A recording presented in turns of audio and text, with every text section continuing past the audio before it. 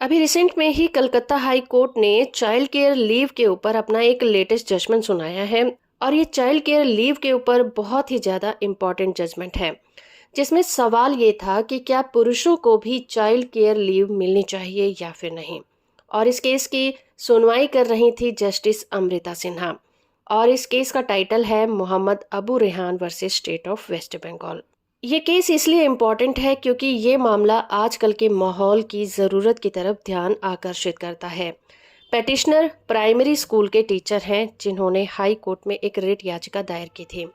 मामला ये था कि उनकी वाइफ की रिसेंट में ही डेथ हुई थी और उनके 2 बच्चे थे, जिनकी केयर करने वाला कोई नहीं था। वेस्ट बंगाल में पुरुषों को चाइल्ड केयर लीव सिर्फ 30 दिन की दी जाती है, मगर उन्होंने इससे ज़्यादा चाइल्ड केयर लीव की मांग की थी।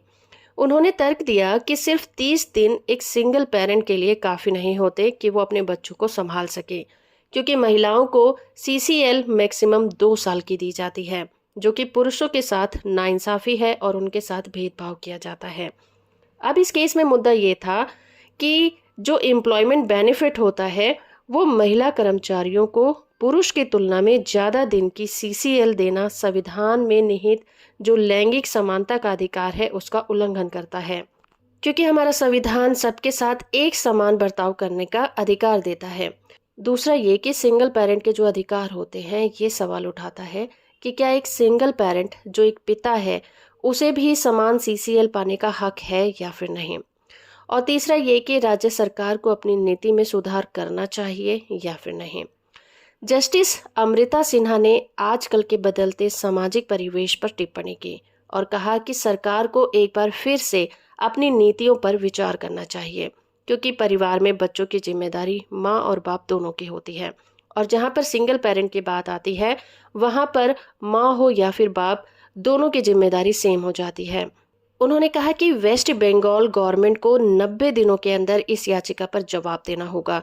और इतना ही नहीं, उन्हें लैंगिक भेदभाव को खत्म करना होगा, क्योंकि बच्चों को मां के ना रहने पर पिता के प्यार और देखभाल की जरूरत है।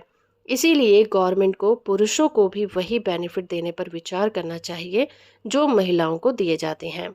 गवर्नमेंट को सभी कर्मचारियों के साथ एक जैसा व्यवहार करना चाहिए, चाहे वो महिला हो या फिर पुरुष हो।